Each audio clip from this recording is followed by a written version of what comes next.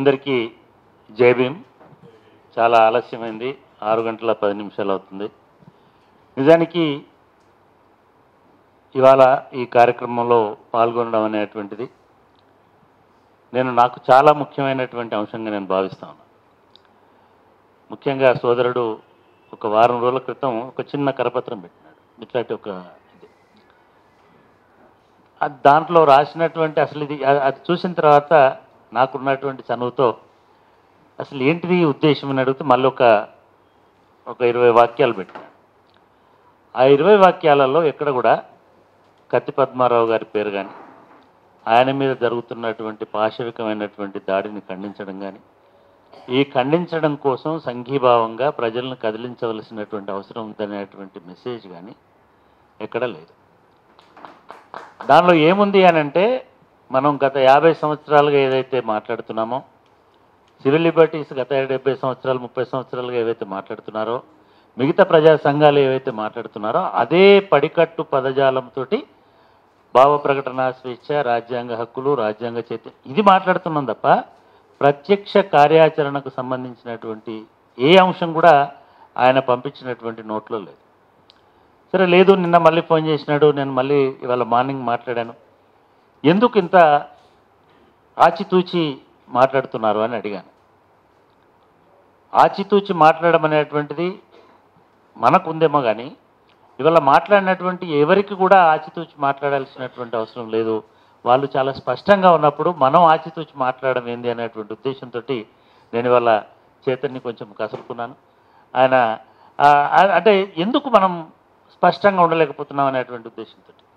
మిత్రులారా, ముందుగా దళిత దార్శనికుడు, ఒక్క దళిత దార్శనికుడే కాదు, తెలుగు సమాజంలో అనేక అంశాల మీద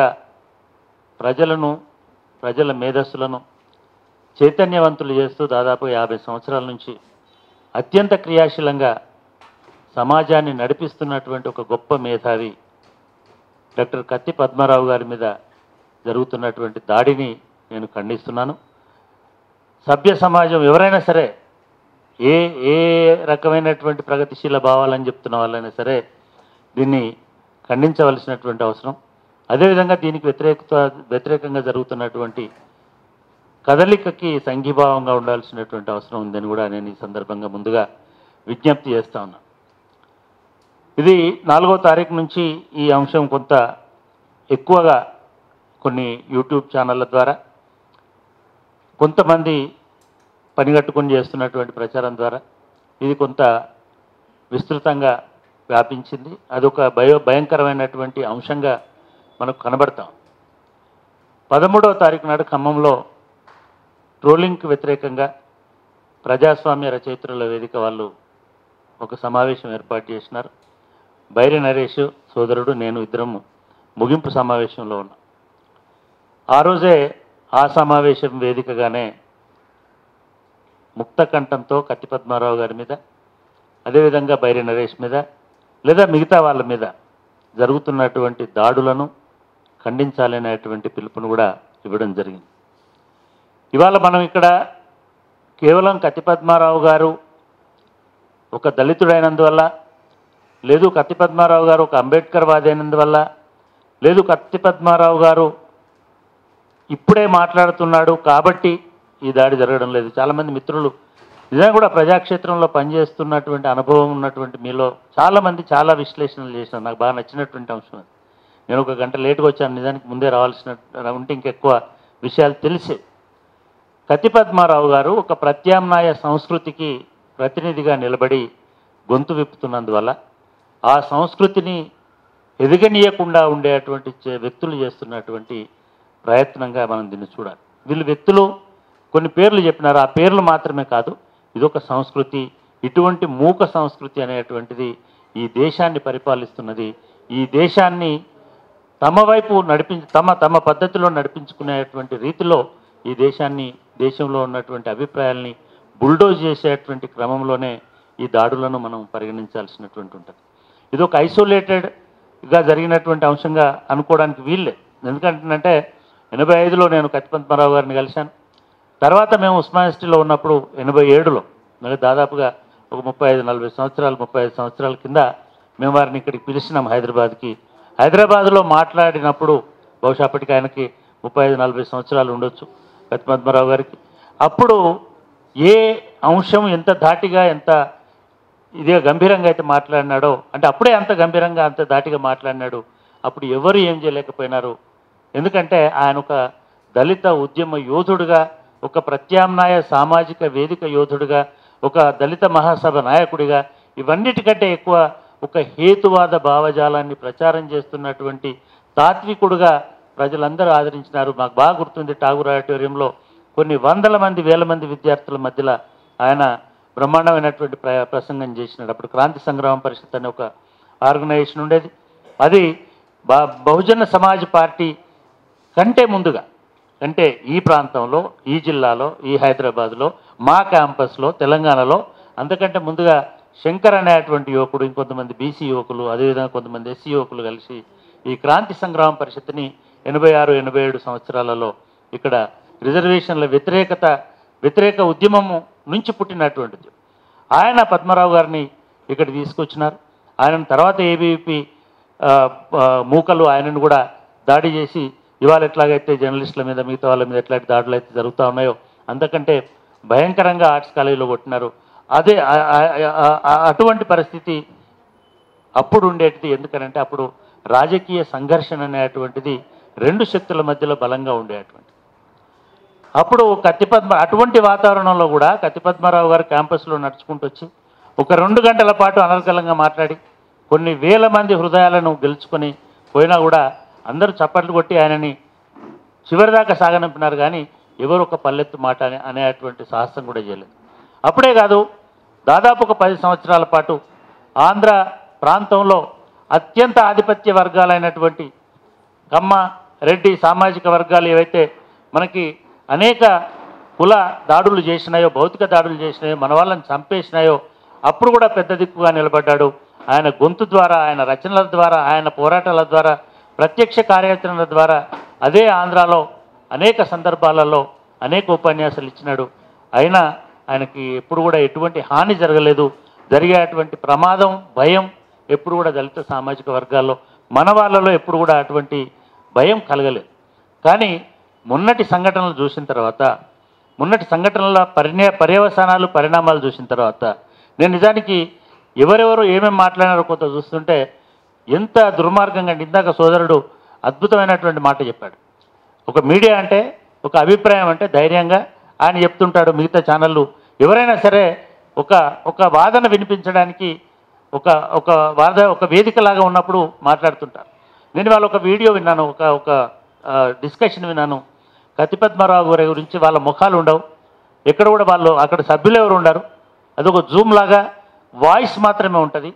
ఆ వాయిస్లో ఒకటి పేరు కిరణ్ అంటారు, ఇంకోటి పేరు ఇంకోటి అంటాడు, వాళ్ళు ఎవరో పరిచయం ఉండదు. వాళ్ళు ఎన్ని బూతులు మాట్లాడుతున్నారంటే అసలు మిగతా అంటే ఎవరైతే ఉద్యమాలలో ఉన్నటువంటి వాళ్ళకైతే అసలు ఒళ్ళు మండి ఇప్పుడే పోయి, ఇప్పుడు మా సోదరుడు ఉన్నాడు, ఇప్పుడు వాడు ఎక్కడున్నాడో పోయి కొట్టొద్దామనే అంత ఒళ్ళు మండేటువంటి రీతిలో పచ్చి బూతులు మాట్లాడేటువంటి వీడియోలు పద్మారావు గారి మీద పెడుతున్నారు. నిజానికి వాడి షేమింగ్ కాదు, దానిలో కల్చరల్ వాడు ఇంకా ఏం చెప్తున్నాడు, కులం గురించి మాట్లాడకండి, బూతులు తిట్టకండి, కానీ హేళన చేయండి అని అంటున్నాడు.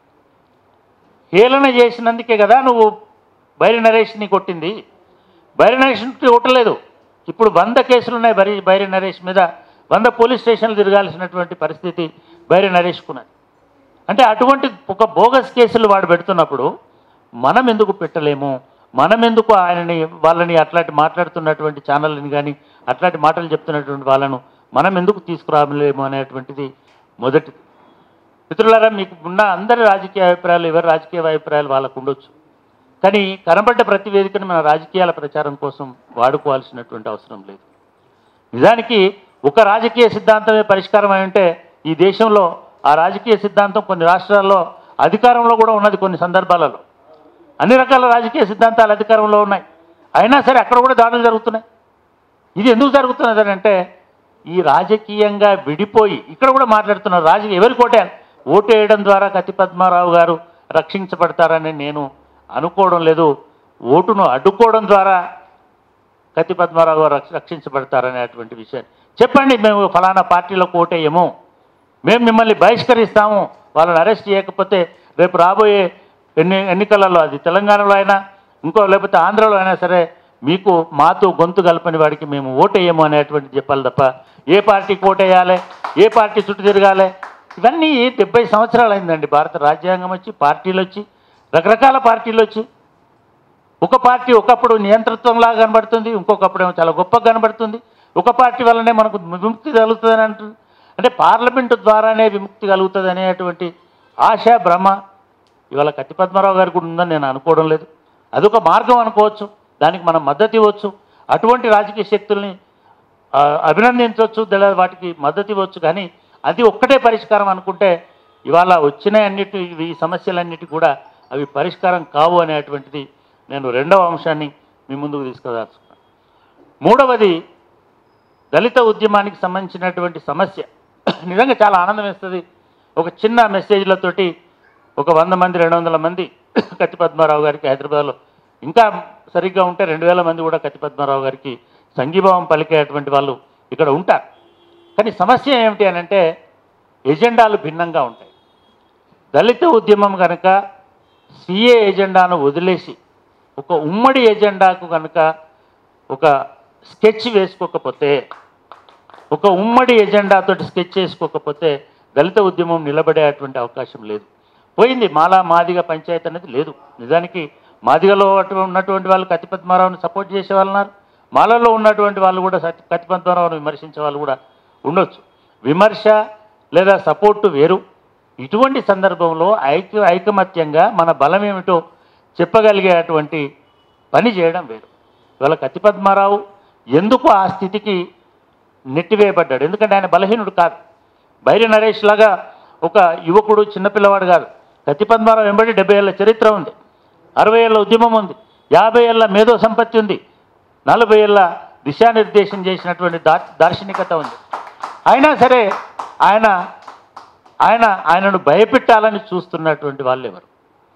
దీన్ని మనం ధైర్యంగా ఆయా పార్టీలనండి, వాటి మూల శక్తులనండి, అటువంటి వ్యక్తులనండి, అటువంటి భావజాలం అనండి, ఆ భావజాలాన్ని మనం క్వశ్చన్ చేయకపోతే, అటువంటి బెదిరింపులను మనం ఎదుర్కోకపోతే, అడ్డగించకపోతే, నిలువరించకపోతే మనందరం కూడా భయపడుకుంటూనే ఉండాల్సిన పరిస్థితి వస్తుంది.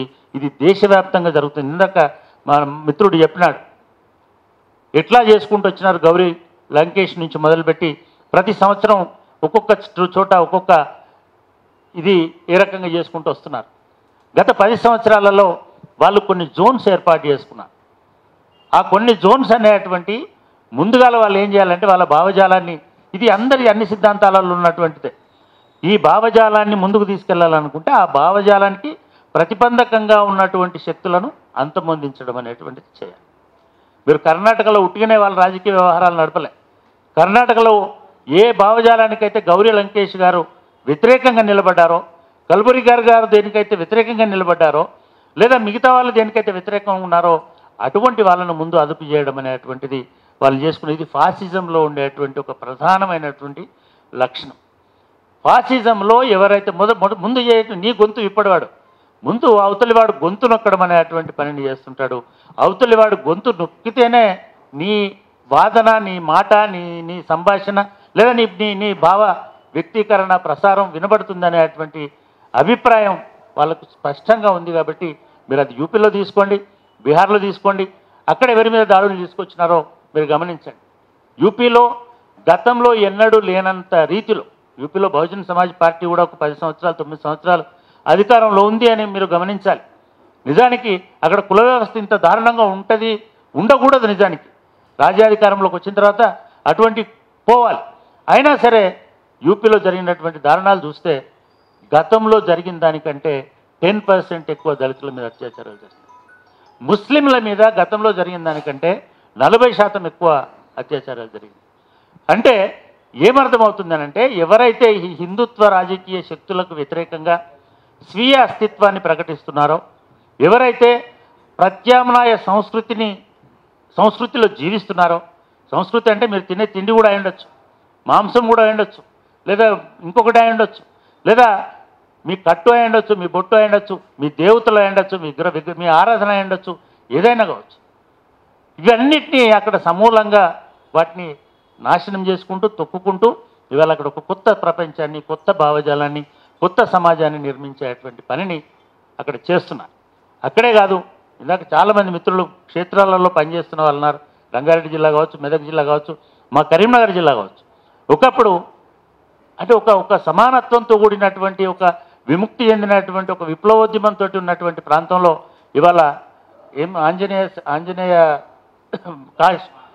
మాలలు వేసుకొని హనుమాన్ మాల స్కూళ్ళల్లో స్కూల్ డ్రెస్ కంటే, యూనిఫామ్ కంటే ఎక్కువ యూనిఫామ్స్ హనుమాన్ యూనిఫామ్స్ కనబడతా ఉన్నాయి.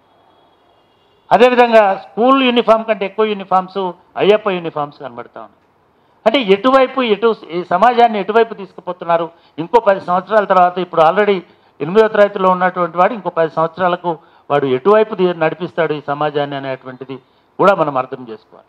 అంటే ఈ పరిస్థితి ఒక యూపీలోనే కాదు, బీహార్లోనే కాదు, గుజరాత్లోనే కాదు, మొన్నటికి కర్ణాటకలోనే కాదు, ఇవాళ తెలంగాణలో అయ్యుండొచ్చు, అదేవిధంగా రేపు ఆంధ్రాలో అయ్యుండొచ్చు. ఇవన్నీ ఎందుకు జరుగుతున్నాయనంటే వాళ్ళు ఒక రోడ్డు వేసుకోవడానికి ముందు ఒక బుల్డోజర్ను పంపిస్తున్నారు. ఆ బుల్డోజరు ఇట్లా అడ్డున్నటువంటి వాటన్నింటినీ తొలగించుకుంటూ పోతుంటుంది. ఆ తొలగించుకుంటూ పోయిన రహదారి మీద రేపు రామరథాలు రావచ్చు, ఇంకో రథం రావచ్చు, విజయ సంకల్ప రథాలు రావచ్చు, ఇంకేమైనా రావచ్చు. అట్లా ఈ దేశం మొత్తంలో ఒక కార్పెట్ పరిచేటువంటి ఒక పనిని దేశంలో అధికారంలో ఉన్నటువంటి భారతీయ జనతా పార్టీ, అదేవిధంగా దానికి పత్తాసుగా ఉండి ఈ భావజాలాన్ని, సంస్కృతిని ఈ దేశంలో మొత్తం విస్తృతం చేస్తున్నటువంటి సంఘ పరివార్ వీటికి నాయకత్వం వహిస్తున్నాయి. ఆ శక్తులకు సంబంధించిన వ్యక్తులు మాత్రమే. నేను మాట్లాడిన వీడియో, నేను ఇందాక చెప్పినటువంటి ఆడియో, అది వీడియో అనడానికి కూడా వీల్లేదు. వాడు అడ్రస్ లేని, మొఖాలు లేని, మనుషులుగా చిరునామా లేని వ్యక్తులు వాట్సాప్లో వీడియోలు పెట్టి కత్తి పద్మారావు గురించి మాట్లాడుతున్నారు. అదేవిధంగా రోడ్ల మీదకి వచ్చి బెదిరిస్తున్నారు. సరే, వీళ్ళు కత్తి పద్మారావు గారి వరకే ఆగుతున్నారా? ఇది కత్తి పద్మారావు గారి వరకే ఆగితే అది కత్తి పద్మారావు వారికి ఉన్నటువంటి వైరంగా కత్తి పద్మారావు గారు మాట్లాడినందువల్ల కౌంటర్ ఇస్తున్నారని అనుకోవడానికి ఆస్కారం ఉంటుంది. వాళ్ళు కత్తి పద్మారావు గారి, నేను ఆ మొత్తం డిస్కషన్స్ అన్నీ విన్నాను, వాళ్ళ టార్గెట్ కత్తి పద్మారావు గారు కాదు. కత్తి పద్మారావు గారి భుజం మీద తుపాకీ పెట్టి కత్తి పద్మారావును, దాంతోపాటు ఆయన గత 40 ఏళ్ళుగా బోధిస్తూ వాదిస్తూ వస్తున్నటువంటి ఆ సైద్ధాంతిక ప్రత్యామ్నాయ సిద్ధాంతాన్ని కూడా కాల్చివేయడం అనేటువంటిది వాళ్ళకు ఉన్నటువంటి ప్రణాళిక. ఇది చిల్లర మల్లర తుమారా ప్రసాద్, హమారా ప్రసాద్ ఇట్లాంటిది కాదు. ఇది వెరీ ఆర్గనైజ్డ్, చాలా సిస్టమేటిక్గా ఆర్గనైజ్ చేస్తున్నటువంటి ఒక భావజాల కుట్ర అని నేను గట్టిగా నమ్ముతున్నాను. దాన్ని ఎదుర్కోవాల్సినటువంటి, ఖండించడం కాదు, ఉట్టి సంఘీభావం తెలపడం కాదు. ఇందాక సోదరుడు చెప్పినాడు, అది ఎట్లా ఎదుర్కోవాలి. ఎప్పుడైనా సరే ఒక సంస్కృతి, ఒక ఆధిపత్యం విస్తరిస్తున్నటువంటి క్రమంలో నువ్వు అంతే వేగంగా, అంతే బలంగా ప్రత్యామ్నాయ సంస్కృతిని ముందుకు తీసుకెళ్ళకపోతే అది నిలబడదు, అది నిలువరించేటువంటి అవకాశం కూడా లేదు. అందుకే భారతదేశం అంతటా కూడా ఇవాళ ఎక్కడికక్కడ రాజకీయ భిన్నాభిప్రాయం లేకుండా పోతుంది. మనకు ఇష్టమున్నా ఇష్టం లేకపోయినా ఒకే దేశం అంటున్నారు అందరూ. ప్రతి ఒక్కరు పొద్దున లేగానే జై భారత్ మాతాకి జై అంటున్నారు. ప్రతి ఒక్కరు ఇవాళ మీరు గమనించండి, రేపు ఎన్నికల తర్వాత భారతీయ జనతా పార్టీ మళ్ళీ ఈ దేశంలో అధికారాన్ని హస్తగతం చేసుకునేటువంటి దిశగా ఈ సాంస్కృతిక ఇంపీరియలిజం అంటాం కదా, అది ఆ హిందూ ఇంపీరియలిజం అనేది, హిందూ సాంస్కృతిక సామ్రాజ్యవాదం అనేది భారతదేశం అంతటా విస్తరిస్తున్నది. ఆ లక్ష్యానికి నా దృష్టిలో వాళ్ళు 70% చేరువైనారని నేను అనుకుంటున్నాను. ఈ 70% చేరువైనటువంటి వాళ్ళు ఎప్పుడైనా సరే వాళ్ళు 20% ఇటువంటి భావజాలంలో ఉన్నప్పుడు మనల్ని కూడా 20% మందిని కలుపుకుంటారు, వాళ్ళతో మనల్ని గౌరవిస్తున్నట్టు చేస్తుంటారు. వాళ్ళు 30% ఉన్నప్పుడు మనతో పాటు ముస్లింలలో ఒక 2% కలుపుకుంటారు. మళ్ళీ మనం 40% ఉన్నప్పుడు బీసీలలో ఉన్నటువంటి 20% కలుపుకుంటారు. ఇవాళ మీరు అనుకోకండి బహుజనవాదం అనేటిది ఓటు బ్యాంకుగా ఇమ్మీడియట్గా మారి నరేంద్ర మోడీ చిత్తుగా ఓడిపోయి బహుజన నీలి జెండా రగరగ ఎగిరిపోతుంది అనేటువంటి భ్రమల్లో ఎవరు ఉండాల్సినటువంటి అవసరం లేదు. పోరాటాలు, త్యాగాలు చేసిన వాళ్ళే కాలబర్గ గర్భంలో కలిసిపోయినారు. 2 ఏళ్ళ నుంచి పాపం ఆయన రోడ్ల మీద తిరుగుతూనే ఉన్నాడు. ఆయన ఎందుకు తిరుగుతున్నాడు ఆయన తెలియదు. ఆయన రోజు ఒక యాత్ర చేస్తున్నాడు, ఆయన పార్టీల నుంచి రోజు ఒకడు వెళ్ళిపోతున్నాడు. అంటే ఇటువంటి పరిస్థితులలో జాతీయ స్థాయిలో కూడా నిజానికి ఒక ఒక ఒక ఒక దిశానిర్దేశం చేయగలిగేటువంటి లేదా ఒక నిర్ణయాన్ని తీసుకునేగలిగేటువంటి శక్తులు ఐకమత్యంగా లేకపోవడం అనేటువంటిది ఒక పెద్ద లోపం అవుతుంది.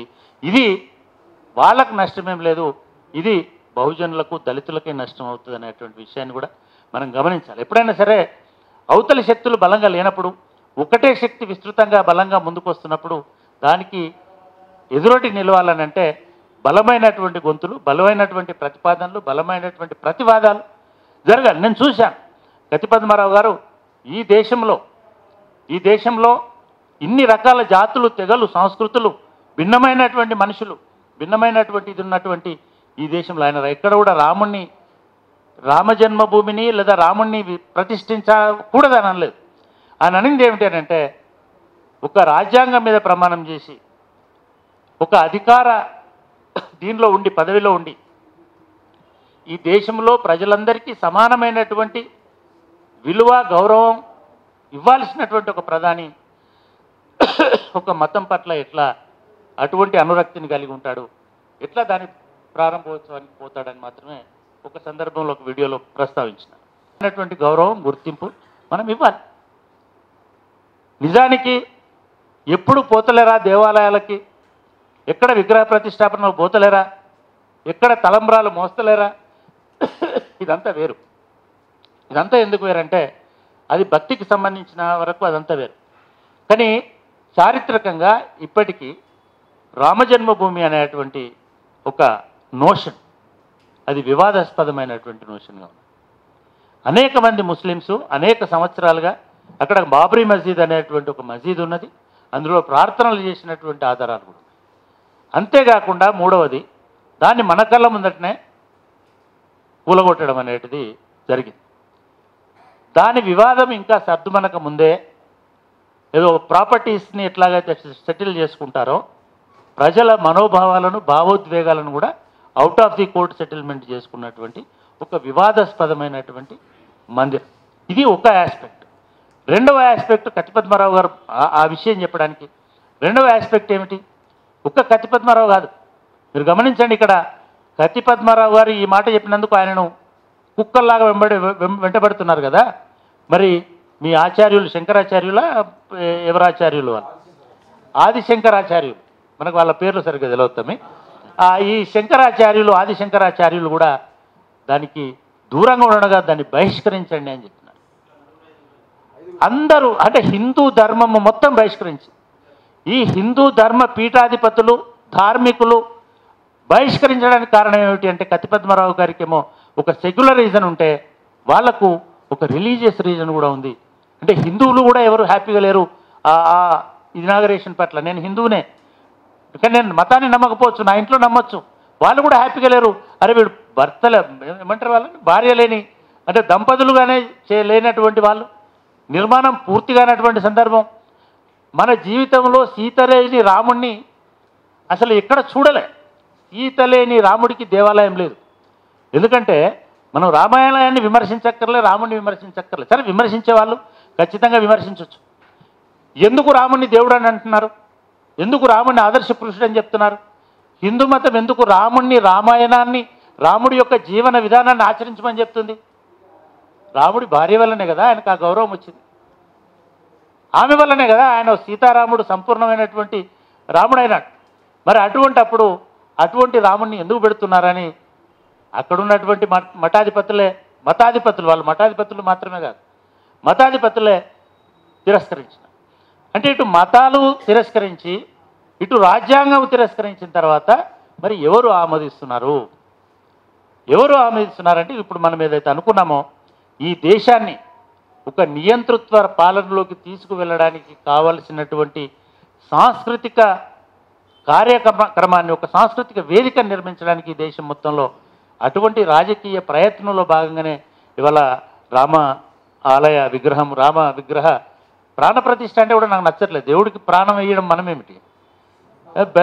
మనుషులకు ప్రాణప్రతిష్ఠ దేవుడు చేస్తాడని చెప్తారు, కానీ దేవుళ్ళకు మోడీ ప్రాణప్రతిష్ఠ చేస్తున్నాడు అనేటువంటి మెసేజ్ ఇవాళ గ్రామాల దాకా పోయింది. అంటే భారతదేశంలో ఉన్నటువంటి ఈ 140 కోట్ల మందికి తలా పిడికెడు, ఎవరైనా మ్యాథమెటిక్స్ ఉన్న వాళ్ళు కనుక చెప్తే తలా పిడికెడు బియ్యము ఈ అక్షింతల రూపంలో ఇవాళ పంచుతున్నామని చెప్పినారు. ఈ బియ్యం అన్నీ అయోధ్య నుంచి వచ్చినాయని చెప్తున్నారు. అక్కడ దేవుడికి వేసినటువంటి తలవాలని చెప్తున్నారు. వీటిని ఏ రైల్లో ఎన్ని టన్నులు, ఎన్ని క్వింటాళ్ళు, ఎన్ని రకాలైనటువంటి బోగీలు, ఎన్ని కిలోమీటర్ల పొడుగుండే రైల్లో మన రాష్ట్రంలో ఉన్నటువంటి 4 కోట్ల మందికి, అదేవిధంగా మా అపార్ట్మెంట్లో కూడా ఇచ్చిపోయినారు. మా అపార్ట్మెంట్లో 400 మంది, 400 కుటుంబాలని 400 పిడికిళ్ళు అంటే కనీసం 3 క్వింటాల్లో 2 క్వింటాల బియ్యం అయ్యేటువంటి పరిస్థితి. అంటే ఇవన్నీ ఎవరు ఆలోచించరు. ఒక పసుపు బియ్యం అక్కడ కనబడేసరికి వీటిని మీ తల మీద చల్లుకోండి, మీ దేవుడి దగ్గర పెట్టుకోండి, రేపు ఎన్నికల టైంలో వాటిని తలుసుకోండి, మళ్ళీ ఓటేయండి. ఈ లక్ష్యంతో మాత్రమే ఇవాళ రామరాజ్యం అనేటువంటిది కేవలం మోడీ రాజ్యం కోసం ఈ రామరాజ్యాన్ని తీసుకొచ్చేటువంటి ప్రయత్నం చేస్తున్నారు. ఈ చేయడానికి ఎవరైతే గొంతు విప్పి నిలబడుతున్నారో, ఇది తప్పు అని చెప్తున్నారో, లేదా ప్రజల్ని చైతన్యవంతులు చేస్తున్నారో, అది హేతువాదం రూపంలో అయినా సరే, తార్కిక రూపంలో అయినా సరే, లేదా వాదన రూపంలో అయినా సరే, ఇంకే రూపంలో అయినా సరే, ఎవరైతే వాటి గురించి మాట్లాడుతున్నారో వాళ్ళని అటాక్ చేసేటువంటి ప్రయత్నం చేస్తున్నారు. ఇక్కడ 2 ప్రమాదాలని, ఒకటి దీన్ని మనం దళిత ఇష్యూగా మలచకపోతే అది వాళ్ళకు ఉపయోగం అవుతుంది. ఇది దళిత, మీరు గమనించండి దేశంలో రాజకీయాలు ఎట్లా నడుస్తుందంటే, మనం ఉన్నంత ఈజీగా, మనం ఉన్నంత అమాయకంగా ఎర్ర జెండా పట్టుకున్నాను, ఎర్ర జెండాలు, నీలి జెండాలు పట్టుకున్నాను, నీలి జెండాలు, గులాబీ అట్లా ఉంటుంది రాజకీయం అనేటువంటి. ఇవాళ ముస్లింలన్నీ టార్గెట్ చేసి, ముస్లింలను రివోల్ట్ అయ్యేటట్టుగా మాట్లాడించి, ముస్లింలతోటి అవాకులు చెవాకులు పేల్పించి హిందువులలో సింపతి సంపాదించేటువంటి ప్రయత్నం చేస్తున్నారు. మన దగ్గర ఉన్నటువంటి ముస్లిం పార్లమెంటు సభ్యుడే దానికి ఒక పెద్ద ఉదాహరణ. అనవసరమైన సందర్భం, అసందర్భంగా ఆయన ఒక వ్యాఖ్య చేసేస్తాడు, ఒక విషయం మాట్లాడతాడు, అంతు చూస్తామంటాడు, అనగానే చూసిన మన హిందువులు అంతు చూస్తాడు. అంటే ఇది ఒక డైవర్షన్ పాలిటిక్స్ ప్లే చేయడంలో భాగంగా జరుగుతుంది. ఇవాళ జరుగుతున్నటువంటి దానిలో కూడా మీరు కత్తి పద్మారావు గారు ఏకాకి అని అంటే, కత్తి పద్మారావు వెళ్ళబుచ్చినటువంటి రాముడి పట్ల అభిప్రాయాల్ని దళితులతో సహా అందరూ అంగీకరిస్తున్నట్టుగా అవుతుంది, ప్రజాస్వామ్యవాదులతో సహా అందరూ అంగీకరిస్తున్నట్టు అవుతుంది. కాబట్టి ఇవాళ మనం కత్తి పద్మారావు వెల్లడించిన అభిప్రాయాలతో కూడా ఏకీభావంతో ఉండాల్సినటువంటి అవసరం, ఆయనకు సంఘీభావం తెలపాల్సినటువంటి అవసరం, ఆయనతో పాటు నడవాల్సినటువంటి అవసరం ఉన్నది. దాని విషయం ఆలోచించండి అని నేను మీ అందరికీ చెప్పదలుచుకున్నాను. మనము ఇవి చేయడంతో పాటు ఇందాక భద్రాచలం నుంచి వచ్చిన సోదరుడు ఒక మాట చెప్పాడు, ఇది సుందరయ్య విజ్ఞాన కేంద్రంకే పరిమితమా, ఇది హైదరాబాద్కే పరిమితమా, లేదు ఇది విజయవాడకే పరిమితమా? ఎందుకంటే కత్తి పద్మారావు గారిని వెంటాడుతున్నటువంటి ఆయన అభిప్రాయాల్ని మీరు ఇంకోసారి మళ్ళీ ఆయన భావజాలాన్ని వెంటాడుతున్నటువంటి వాళ్ళు ఒక్క హైదరాబాద్లో లేరు. హైదరాబాద్ కంటే ఎక్కువ బలంగా వాళ్ళు ఇవాళ తెలంగాణ అంతటా విస్తరిస్తున్నారు. హైదరాబాద్ కంటే ఎక్కువ ఇదిగా రాయలసీమలో, ఉత్తరాంధ్రలో, కోస్తాంధ్రలో కూడా విస్తరిస్తున్నారు. అంటే వాళ్ళు రామబాణం అంత వేగంగా మారుమూల ప్రాంతాల్లో కూడా ఇవాళ వెళ్తున్నారు. మరి అక్కడ కూడా మాట్లాడాల్సినటువంటి అవసరం, అక్కడ కూడా ఈ విషయాలు చెప్పాల్సినటువంటి అవసరం, అక్కడ కూడా మనం కత్తి పద్మారావు గారికి అండగా ఉంటామని చెప్పాల్సినటువంటి అవసరం ఉందని చెప్పినటువంటి భద్రాచలం మిత్రుడి అభిప్రాయంతో నేను పూర్తిగా ఏకీభవిస్తున్నాను. మీరు దాన్ని ఐక్య కార్యాచరణ అంటారా, సంఘీభావ సమితి అంటారా, లేదా ఇంకొకటి అంటారా, అన్ని దళిత సంఘాలు, మీకు రాజకీయ అభిప్రాయ భేదాలు ఉండొచ్చు, లేదా భిన్నమైన అభిప్రాయాలు ఉండొచ్చు, కానీ ఈ అంశం మీద, ఇప్పుడు వస్తున్నటువంటి ఈ మతతత్వ దాడి మీద, ఇప్పుడు వస్తున్నటువంటి ఈ మూక సంస్కృతి మీద, ఇప్పుడు వస్తున్నటువంటి దబాయింపు చిల్లర గ్యాంగుల మీద మనకు ఒక స్పష్టమైనటువంటి వైఖరి లేకపోతే, మనం నిలబడగలిగేటువంటి శక్తి లేకపోతే, మనం అందరినీ కలుపుకొని ఈ పోరాటాన్ని ముందుకు తీసుకోకపోతే మళ్ళీ కూడా ఇది చిందరవందర అయిపోయి మిగతా వాటిలాగానే అయ్యేటువంటి ప్రమాదం ఉంటుంది. కాబట్టి ఈ కార్యాచరణ అనేది చాలా ఇంపార్టెంట్. ఏమి చేయాలి రేపు ఇక్కడ? నేను నిజానికి ఇందాక మిత్రులు చెప్పేంత వరకు కూడా ఎందుకు మౌనంగా ఉన్నారని కూడా అడిగాను. ఎందుకు మనం మాట్లాడలేకపోతున్నాం, ఎందుకు చెప్పలేకపోతున్నాం? సరే, మీరు వెళ్ళారు, డీజీపీని కలిశారు, ఇచ్చారు, ఏదో వచ్చారు, ఏం జరిగింది దాని మీద? ఎంతమందిని అరెస్ట్ చేశారు, ఎంతమందిని లోపలేశారు, ఎంతమంది వాళ్ళందరూ? అదే మీరు ఒక చిన్న పోస్ట్ పెట్టినారని నిన్న తీసుకుపోయి అరెస్ట్ చేశారు కదా, నిన్న లోపలేశారు కదా. చిన్న పోస్ట్ ఎవడో ఇంటర్నెట్లో ఎక్కడో కామెంట్ చేశాడు ఫేస్బుక్లో అని ఓడిని తీసుకెళ్ళి లోపలేశారు కదా. ఉత్తమ్ కుమార్ రెడ్డిని ఎవరో కామెంట్ చేశారని వాళ్ళని లోపలేశారు కదా. మరి అంతకంటే పలచనైన వ్యక్తి కాదు కదా కత్తి పద్మారావు గారు. లేదా అంతకంటే వాళ్ళు పోనీ ఆయనను బూతులు ఎందుకు ఇట్లా ఈయనను బూతులు తిడుతున్నారు కదా, పిల్లలతో సహా అందరినీ అందరినీ బూతులు తిడుతున్నారు కదా అక్కడ. సో దీనికి ఒక బలమైనటువంటి సామాజిక ఉద్యమం ప్రజా సంఘాలతోటి మిగతా వాళ్ళతోటి కలుపుకొని పోతే తప్ప ఇది ఒత్తిడి ప్రభుత్వం మీద పెరగదు అనేటువంటిది నా 4వ అభిప్రాయం. ఐదవది ఇవాళ మతతత్వం అనేది కేవలం దళితుల హెడేక్ మాత్రమే కాదు, మన సమస్య మాత్రమే కాదు. మనమే మాట్లాడుతున్నాం, అది వేరే సంగతి. మీరు అనుకుంటున్నారు ఇవాళ ఇందాక అన్నారు మన ఈ పక్కన ఒక ఊర్లో జన్వాడలో దాడి చేసింది. దాన్ని నేను అక్కడున్న మిత్రులను అడిగాను, ఏందయ్యా ఎవడు అగ్రవర్ణం అది ఇది అంటే, సార్ మా ఊళ్ళో అగ్రవర్ణం కూడా ఎవడూ లేడు, దాడి చేసిన దానిలో అగ్రవర్ణమే లేడు, అందరు బీసీలే సార్ దాడి చేసిందని చెప్పి. ఇదే కాదు, గతంలో కూడా బోల్డెన్ స్టడీస్ వచ్చినాయి. నా దగ్గర ఒక పిల్లోడు కాదు, ఆయన చాలా పెద్ద ఆయన, బిఆర్ అంబేద్కర్ అని ఇప్పుడు ఐఏఎస్ ఆఫీసరు, ఒక పిహెచ్డి చేసినాడు. అసలు తెలంగాణలో కానీ ఆంధ్రలో కానీ రాయలసీమలో కానీ ఎవడు దాడులు చేస్తున్నాడు? దళితుల మీద జరిగిన అత్యాచారాలను, అట్రాసిటీస్ దాడుల్ని ఆయన ఒక 10 సంవత్సరాల డేటా తీసుకొని ఒక 3 ప్రాంతాల్లో 3 జిల్లాలను తీసుకొని ఆయన స్టడీ చేస్తే 75%, 82% బీసీలే దాడులు చేస్తున్నారు. సుధాకర్కి తెలుసు, వాళ్ళ మహబూబ్ నగర్లో కల్వకోలు అనేటువంటి గ్రామంలో బాలస్వామిని ఎవరు చంపారో వాళ్ళందరికీ తెలుసు.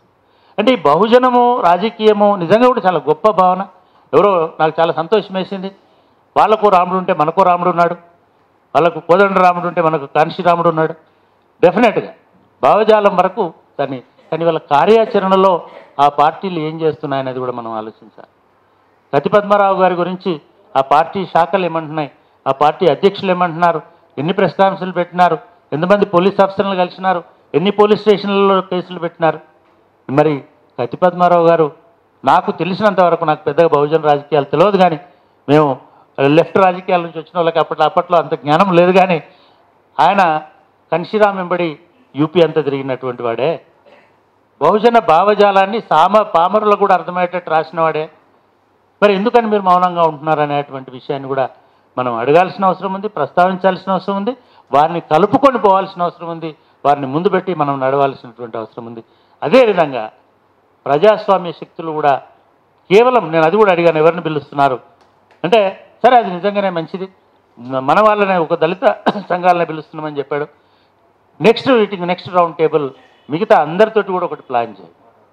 అది ముస్లింలు ఉండొచ్చు, ఎందుకంటే ఈ దేశం మొత్తానికి వస్తున్నటువంటి సవాలు. నేను మళ్ళీ చెప్తున్నాను, ఇది కత్తి పద్మారావు గారు ఒక్కరికి వస్తున్నటువంటి సవాలు కాదు. కత్తి పద్మారావు గారు మాట్లాడుతుంది తనొక్కడి కోసం కాదు, ఈ దేశ భవిష్యత్తు కోసం, దేశంలో రాబోతున్నటువంటి సాంస్కృతిక ఉన్మాదానికి వ్యతిరేకంగా. కాబట్టి అంతే స్థాయిలో ఆయన మాట్లాడుతున్న దాన్ని అంతే స్థాయిలో ఉన్మాదులు వ్యతిరేకిస్తున్నారు. కాబట్టి ఈ దేశంలో ముప్పు పొంచి ఉన్న మిగతా వాళ్ళను కూడా కలుపుకొని పోవాల్సినటువంటి అవసరం ఉందని భావిస్తూ ఉన్నాను. అవి లెఫ్ట్ పార్టీస్ అయ్యుండొచ్చు, వాళ్ళ ప్రజా సంఘాలు అయ్యుండొచ్చు. ఇదేమీ ఓట్ల పంచాయతీ కాదు. కాబట్టి ఇది ఒక ప్రజాస్వామ్య యుద్ధం. కాబట్టి ఇది దేశ సమగ్రతకు సంబంధించిన యుద్ధం. కాబట్టి దేశ రాజ్యాంగాన్ని కాపాడుకోవాల్సినటువంటి యుద్ధం. కాబట్టి వాళ్ళను కూడా కలుపుకొని పోయి ఒక విస్తృతమైనటువంటి సమావేశం పెట్టాల్సిందిగానే కూడా నేను కోరుతాను. అంటే ఒక ప్రతిఘటన అనేది బలంగా ఉంటే వాడిని మనం కొంత బెదిరించగలుగుతాం, కొంత నిలువరించగలుగుతాం, కొంత నోరు మోయించగలుగుతాం. అదేవిధంగా వాడికి ముందు అడుగు వేయకుండా మనం చూసుకోగలుగుతాం. కాబట్టి అటువంటి ఒక కార్యాచరణ కూడా రూపొందించాల్సినటువంటి అవసరం ఉంటుంది. అవసరం అనుకుంటే దళిత మహాసభ నుంచి నేను విజయ్ గారికి చెప్తున్నాను, మీరు అందరికీ లెటర్ రాయండి, అన్ని పార్టీలు, అది టీడీపీ కావచ్చు, ఆంధ్రాలో జనసేన కావచ్చు, ఇంకోటి కావచ్చు, కత్తి పద్మారావు గారి మీద ఇటువంటి ఒక క్రమ పద్ధతిలో ఇటువంటి దాడి జరుగుతుంది, మీరు దాన్ని ఆమోదిస్తున్నారా? ఆమోదించకపోతే మీరు 24 గంటల్లో 48 గంటల్లో మీరు మీ ప్రకటన చేయండి. లేకపోతే మీరు దళితుల ఓట్లు అడిగేటువంటి హక్కు మీకు ఎప్పుడైనా సరే. రాజకీయ పార్టీలకు ఉండే బలహీనత మనం రాజకీయాల్లో వస్తామని కాదు. ఇందాక మిత్రుడు చెప్పాడు, ఏ రాజకీయ పార్టీలో చేరితే వాడు ఆ రాజకీయ పార్టీకి తొత్తులాగా మారిపోతాడు. వాడికి ఉన్నటువంటి బలహీనత ఏమిటంటే వాడికి రావాల్సిన ఓటు పోవద్దు. ముక్త కంఠంతో దగ్గర నాకు తెలిసి 150 దళిత సంఘాలు ఉన్నాయి 2 రాష్ట్రాలలో. ఈ 150 దళిత సంఘాలు ఒక డ్రాఫ్ట్ చేసి ఒక బహిరంగ లేఖ రాసి, మా జోలికి వస్తే మేము ఓటు పోలింగ్ స్టేషన్ కూడా రాము, ఉల్టా మేము ఈ 3 నెలల పాటు మీకు వ్యతిరేకంగా ప్రచారం చేస్తాం, మాకు ఎవడైతే మద్దతు పలకడో. అంటే ఇటువంటి డిబేట్, ఇటువంటి నెరేటివ్, ఇటువంటి డిస్కషన్లోకి కనుక మనం పోకపోతే మనం ఓటుని ఈ రకంగా ఆయుధంగా మార్చాలి. వాళ్ళకు బాగా తెలుసు ఈ దళితులు బహుజనులు అంటే దళితులు బీసీలు ముస్లింలు ఎన్నడూ కలవరు, వీళ్ళెన్నడూ మాకు ప్రత్యామ్నాయం కాలేరు అని కూడా వాళ్ళకి తెలుసు. అందుకే వాళ్ళు ప్రయారిటీగా బీసీ కాలనీలలో ఎస్సీ కాలనీలలోనే తలవాళ్ళు ముందుగా పంపించారు. మిగతా అగ్రవర్ణాలు బ్రాహ్మణుల దాకా ఇంకా చేరాలి, ఇప్పుడు చేరుతున్నాయి, వాళ్ళ ఇళ్ళకి ఇంకా రాలే. సో ఎగ్జాక్ట్లీ అంటే ఎవరిని ముందుగా అయితే వాడు ప్రసన్నం చేసుకోవాలో వాళ్ళని చేసుకుంటున్నాడు. కాబట్టి దీన్ని నేను ఏమంటున్నానంటే కత్తి పద్మారావు గారు ఒక లెజెండరీ, ఆయనకే ఇటువంటి పరిస్థితి ఉంటే రేపు రాబోయే కాలం గురించి నేను కాదు, ఇవాళ ఆర్టిఫిషియల్ ఇంటెలిజెన్స్ని కూడా బీజేపీ వాళ్ళకుండే ఏమంటారు వాటిని ఐటీ సెల్లో ఇంట్రడ్యూస్ చేసి ఇవాళ ఈ మీటింగ్లో ఆ తమ్ముడే మాట్లాడినాడు, ఈయనే మాట్లాడినాడు, నేను మాట్లాడుతుంటే ఆయన ఏమంది ఇచ్చినాడు అంటే ఆయన మైండ్ ఎట్లుందనేది కూడా రీడ్ చేసి ఆయన టార్గెట్ చేసేటువంటి ఒక టెక్నాలజీని ఆ శక్తులు తయారు చేసినాయి. అవి మొత్తం గత 5 ఏళ్ళు అవి చేసినాయి. ఇప్పుడు దాన్ని ఒక 50 టైమ్స్ పెంచబోతున్నారు. ఎందుకంటే ఈ ఎన్నికల్లో వాళ్ళు రీచ్ అవ్వాల్సినటువంటి వాళ్ళు చాలామంది ఉన్నారు. నాకు ఆశ్చర్యం వేస్తుంది, ఉట్టిగా తలవాళ్ళు పంపలే, ఆ ఫోన్ నంబరు వాట్సాప్ గ్రూపులు ప్రతి వాడకి ఇప్పుడు ఆడవాళ్ళందరికీ ఒక వాట్సాప్ గ్రూపులు వచ్చేసి నాకు ఎవరో చెప్తున్నారు, పొద్దున రోజుకు ఒక దేవుడిని పెట్టి రాముడి పాటలు పెట్టి ఇదంతా ఒక కల్చరల్ వార్ఫేర్ లాగా నడుస్తుంది. దీన్ని ఎదుర్కోవాలంటే ఒకే అంతే సమానమైన బలమైన శక్తి ఒక దళితులకు మాత్రమే ఉంది. కాబట్టి మనం మాత్రమే ఈ యుద్ధాన్ని గెలవగలుగుతాం, మనం మాత్రమే అవతల వాడిని నిలబెట్టగలుగుతాం, మనం మాత్రమే. మీరు చూడండి గత 3 నెలలుగా చూడండి, గత 3 నెలలుగా అది సనాతన ధర్మం చర్చ కావచ్చు, అది దేవుడికి సంబంధించిన మన మిత్రులు పెడుతున్నటువంటి చర్చ కావచ్చు, అది అయ్యప్ప చర్చ కావచ్చు, అది లేకపోతే హనుమాన్ చర్చ కావచ్చు, లేదా ఇప్పుడు రాముడి చర్చ కావచ్చు, ఈ ముందుండి గొంతు విప్పి మాట్లాడి నిలబడుతున్నది దళితులు మాత్రమే. చాలామంది చాలా సందర్భాల్లో జారుకుంటున్నారు, ఇంకా జారుకుంటారు. మనం ఐకమత్యంగా ఉంటే సచ్చినట్టుగా వాళ్ళు మనతో పాటు కూడా వస్తారు. కాబట్టి ఆ దిశగా ఈ 6 పాయింట్లని దృష్టిలో పెట్టుకొని ముందుకు వెళ్తే బాగుంటుందని నేను అనుకుంటున్నాను. Thank you brother, thank you for inviting me. ఎందుకంటే నేను ఆ వాట్సాప్లో చూసిన, నువ్వు ఫోన్ చేసి చెప్పలేదు, దానిలో చూసిన తర్వాత ఎప్పుడో చెప్పినావు. అయినా సరే ఇట్లా రావడం వల్ల నాకు చాలా విషయాలు అర్థమైనాయి, చాలామందిని కలిసేటువంటి అవకాశం కూడా వచ్చింది. ఈ పూటకి ఇది అయిపోకుండా ఇంకా కొంచెం విస్తృతమైనటువంటి స్థాయిలోకి ప్రజల్లోకి తీసుకెళ్లేటువంటి ప్రణాళికలు చేయాల్సిందిగా నేను కోరుతున్నాను. నేను అంటే అఫ్కోర్స్ ఒక కత్తి పద్మారావు గారి మీద ఉన్న గౌరవం అభిమానం నీకంటే ఎక్కువ నాకు ఉందని నాకు తెలుసు. అంత దానికే కాదు అంటే మా చేతన్ కంటే ఎక్కువ నాకే ఉంది. అయినా సరే దాంతో పాటుగా ఆయన ఎంచుకున్నటువంటి సైద్ధాంతిక ప్రాతిపదిక ఏదైతుందో, ఆయన వాదన ఏదైతుందో, ఆయన నిలబడినటువంటి పద్ధతి ఏదైతుందో అది మొదటి నుంచి 40 ఏళ్ళ నుంచి మాకు ఆదర్శప్రాయం. ఇప్పుడు కూడా అదే ఒక గొప్ప ధైర్యాన్ని దేశమంతా విస్తుపోయి ఆ తలంద్రపురాలను తీసుకొని కళ్ళకు చల్లుకొని నెత్తి మీద వేసుకుంటున్నటువంటి తరుణంలో వాటి గురించి నిలబడి మాట్లాడడం అనేటువంటిది ఆయన చేసినటువంటి సాహసం. అటువంటి సాహసం మనందరికీ ఉంటుందనేటువంటి విషయాన్ని భవిష్యత్తులో రుజువు చేసుకోవాలని నేను మీ అందరికీ విజ్ఞప్తి చేస్తూ నాకు ఈ అవకాశం ఇచ్చినందుకు కృతజ్ఞతలు తెలియజేస్తూ ముగిస్తున్నాను.